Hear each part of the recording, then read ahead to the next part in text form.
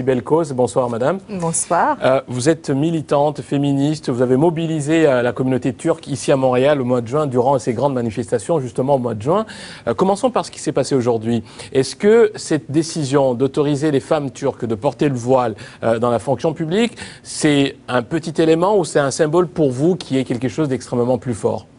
C'est un symbole qui est très puissant actuellement, qui fait partie des enjeux du gouvernement AKP, qui essaie de retourner... AKP étant le parti du Premier ministre Erdogan. Exactement, AKP étant le gouvernement actuellement, le parti au pouvoir. Et l'objectif, depuis qu'ils sont en place, c'est de retourner en arrière, de détruire un par un tous les symboles et, je dirais, les principes même de la République de la Turquie. Donc, le retour en arrière étant le port du foulard dans la fonction publique qui avait été interdit par un décret en 1925 et qui revient malheureusement en 2013 avec une loi qui va permettre maintenant d'afficher le foulard islamique dans la fonction publique. N'oublions pas que les femmes turques ont eu le droit de vote dans les élections municipales locales en 1930 et dans les élections générales en 1934. Donc actuellement, tous les pas qui sont affichés, on parle d'interdire l'avortement, on amène le voile islamique, on attaque les femmes qui sont enceintes. Il y a même un ministre qui faisait une allusion en disant « quand on voit les femmes enceintes dans les rues, on ne pense qu'à une seule chose, c'est qu'elles ont fait le sexe ». Donc actuellement, il y a une attaque générale pour les femmes qui nous ramène, je dirais, 1000 ans en arrière. C'est quoi la base du Premier ministre Erdogan? Qui sont ses partisans? Parce qu'il est quand même majoritaire aujourd'hui au Parlement, donc il peut se permettre de passer ce genre de loi. Comment ça se fait-il que dans cette Turquie qui était fière d'être une société laïque, un symbole de mariage possible entre la démocratie, la modernité et l'islam, comment ça se fait qu'il ait pu avoir une telle majorité? Je dirais que la majorité peut être contestée quand on regarde les chiffres et aussi on peut regarder tout ce qui a été fait d'une façon illégale durant les élections. On peut parler qu'ils ont fait voter des gens qui étaient inaptes au droit de vote. Il y a des preuves qu'ils ont amené des hôpitaux psychiatriques à voter. Ils ont, je dirais, saccagé tout le système à travers des choses qui ne sont pas légales.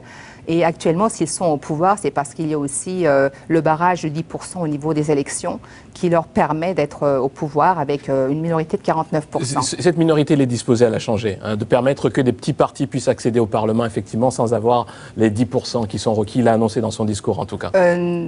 Je dirais non, parce qu'actuellement, la façon dont il va le faire, c'est en regroupant des groupes. Il parle de 3 ou 5 groupes, mais ce qui est fait comme calcul de base, c'est que le changement qu'il veut amener au barrage de 10%, ça va amener en réalité à un barrage de 25%, ce qui va être encore plus difficile aux prochaines élections.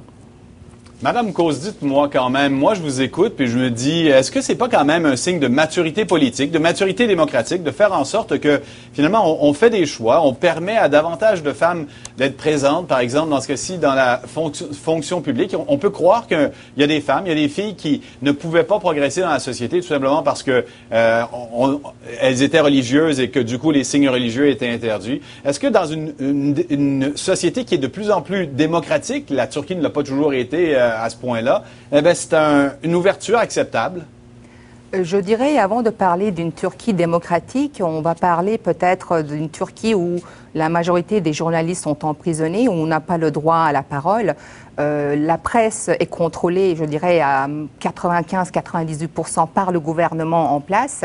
Est-ce qu'on peut parler d'un pays démocratique quand on fait taire tous ces intellectuels et ces journalistes? On est actuellement, la Turquie est le pays numéro 1 au niveau de détention de journalistes. On a dépassé l'Iran, on a dépassé la Chine, on a dépassé tous les pays actuellement dans le monde. L'armée qui était garante justement de la laïcité de l'État, elle est où l'armée aujourd'hui? Pourquoi elle ne parle pas?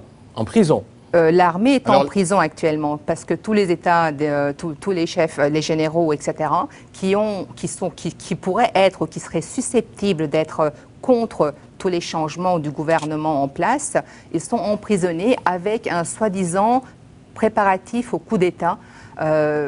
Ils sont tous en prison. On parle de milliers de personnes en prison. On parle actuellement de journalistes, d'écrivains, toute la, je dirais, la masse intellectuelle qui pourrait s'opposer et émeuter la population turque.